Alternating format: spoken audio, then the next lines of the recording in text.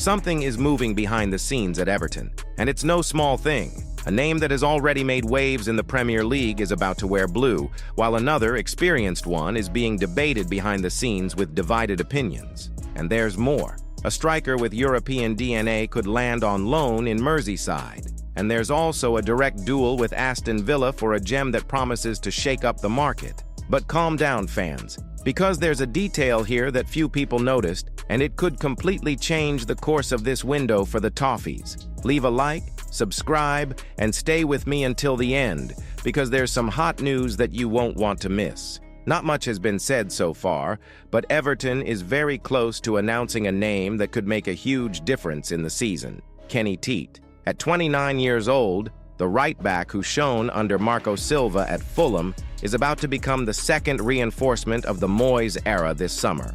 And the best part? For free.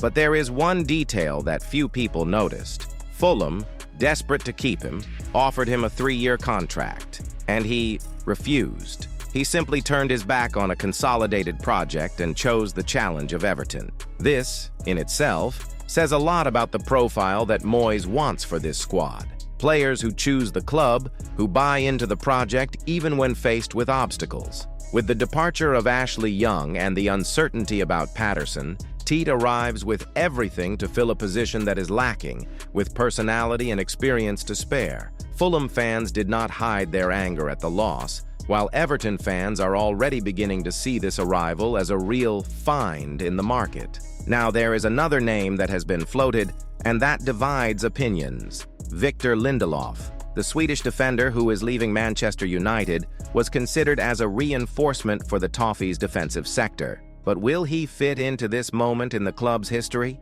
The answer is not so simple. Experienced commentator Ian Darke, for example, was not at all thrilled with the idea. He said bluntly, that would be devaluing the team.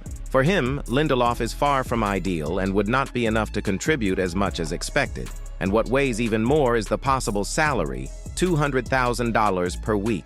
That's right, an amount that would allow for heavy investment in younger, more promising names. With Branthwaite potentially being sold for a fortune, the truth is that Everton needs to get the replacement spot right, and Lindelof, apparently, is far from being a consensus choice. Now, if there is one name that is attracting more positive attention, it is Timothy Weah, currently at Juventus. The son of the legend George Weah did not shine as expected in Italy, but he played more than 40 matches and has experience at clubs such as PSG, Lille, and Celtic. What's more, he is versatile, can play on both wings and even in the middle, which fits well with the model that Moyes wants to implement. According to sources close to the club, Everton has already made contact and may prepare a loan offer with an option to buy. And let's face it, this type of negotiation is what has worked best for the Toffees in recent times. Brian King, the club's former scout, made it clear, paying 15 to 20 million now would be risky. But a loan, that is a strategic move.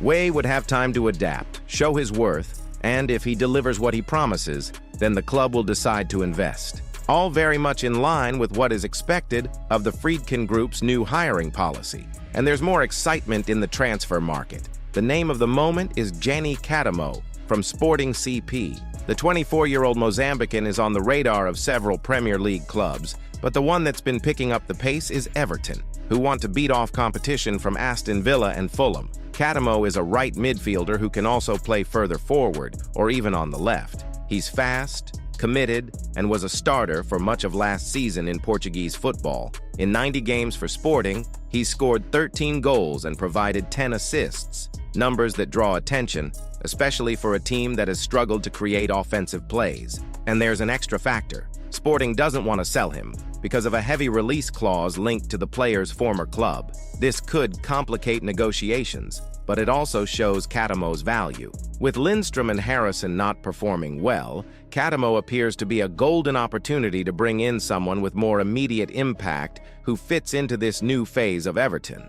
The fight will be fierce, but the Toffees have plenty of money to spare, and an increasingly attractive project. There you have it, fans. While many are still in vacation mode, Everton continues to move behind the scenes, and with decisions that could directly impact the club's future this season. Tete arriving with high hopes, Lindelof being cautiously evaluated, Way being targeted for a loan deal, and Catamo arousing the desire of giants. There's a lot to keep an eye on. And as always, if you want to stay up to date, subscribe to the channel, activate the bell, and comment below. Which of these negotiations excites you the most? Is Everton on the right track? See you in the next video.